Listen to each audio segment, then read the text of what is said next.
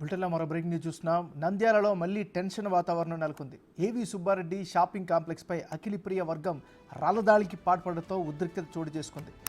భూమా ఘాట్ నుంచి ఎమ్మెల్యే అఖిలప్రియ ర్యాలీగా వెళ్తుండగా ఈ ఘటన జరిగింది. AV plaza bar and restaurant, Reliance మార్ట్పై అఖిలప్రియ అనుచరులు రాళ్లతో దాడి చేశారు.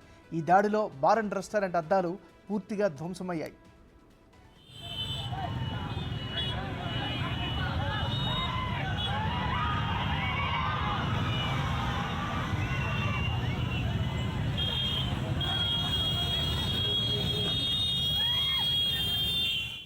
ఎమ్మెల్యేగా గెలిచిన అనంతరం మొదటిసారి భూమా అఖిలప్రియ ఆళ్లగడ్డకు రావడంతో ఆమెకు ఘన స్వాగతం పలికేందుకు నాయకులు, కార్యకర్తలు భారీగా తరలివచ్చారు.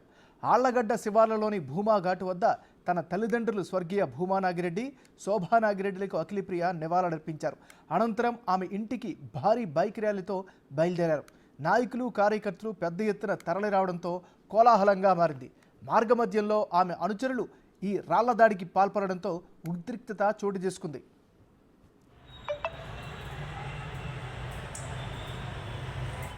బులెటిన్లో మనం బ్రేకింగ్ న్యూస్ చూస్తున్నాం. నంద్యాలలో మళ్లీ టెన్షన్ వాతావరణం నెలకొంది. ఏవి సుబ్బారెడ్డి షాపింగ్ కాంప్లెక్స్పై అఖిలప్రియ వర్గం రాళ్ల దాడికి పాల్పడడంతో ఉద్రిక్తత చోటు చేసుకుంది. ఇదే అంశానికి సంబంధించి మరింత తాజా సమాచారాన్ని మా రిపోర్టర్ శ్రీరామ్ అందిస్తారు.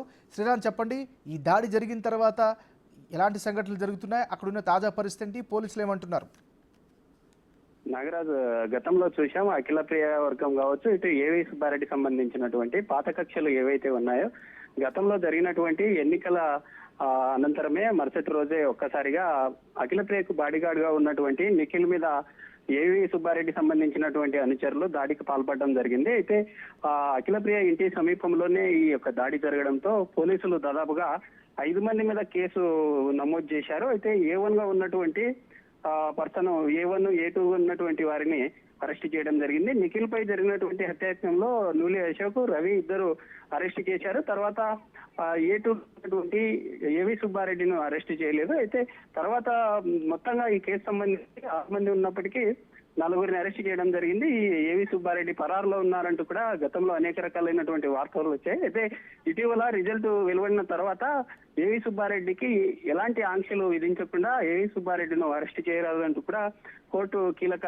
ఆదేశాలు ఇవ్వడం జరిగింది. అయితే నిన్న జరిగినటువంటి ఘటన ఏదైతే ఉందో, అఖిలప్రియ ఎమ్మెల్యేగా గెలిచిన తర్వాత గతంలో ఉన్నటువంటి మంత్రి పదవి ఏదైతే ఉందో ఈసారి కూడా అఖిలప్రియకు పార్టీ అధిష్టానం మంత్రి పదవిని కేటాయిస్తుందని చెప్పి ఆళ్లగడ్డ సంబంధించినటువంటి అఖిల అనుచరులు పెద్ద ఎత్తున ఆశలు పెట్టుకున్నారు. అయితే గతంలో ఉన్నటువంటి ఎన్నికల నేపథ్యం కావచ్చు, గతంలో కూడా మంత్రిగా చేశారు, ఈసారి కూడా ఖచ్చితంగా మంత్రితోనే వస్తారని అనుకోవడం జరిగింది. అయితే మంత్రి సంబంధించినటువంటి పదవిని అధిష్టానం ఇవ్వకపోవడంతో ఒక్కసారిగా నిరాశకు లోనైనటువంటి పరిస్థితులు ఉన్నాయి. అయితే నిన్న వచ్చినటువంటి అఖిలప్రియ పార్టీ సంబంధించినటువంటి అధిష్టానంతో మంతనాలు జరిపినప్పటికీ ఎలాంటి మంత్రి పదవి రాలేదు. అయితే మొదటిసారిగా గెలిచిన తర్వాత నిన్న ఆళ్లగడ్డ సంబంధించినటువంటి తమ తండ్రి భూమా నాగిరెడ్డి కావచ్చు, లేదా శోభ తమ తల్లి సంబంధించినటువంటి ఘాటు వద్దరికి చేరుకుని అక్కడి నుంచి నివాళులు అర్పించిన తర్వాత ఆళ్లగడ్డలో పెద్ద ఎత్తున భారీ ఎత్తున జనసమూహం మధ్య బైక్ ర్యాలీని నిర్వహించడం జరిగింది. అయితే వస్తున్నటువంటి మార్గ మధ్యంలో ఏవి సుబ్బారెడ్డి సంబంధించినటువంటి రెస్టారెంట్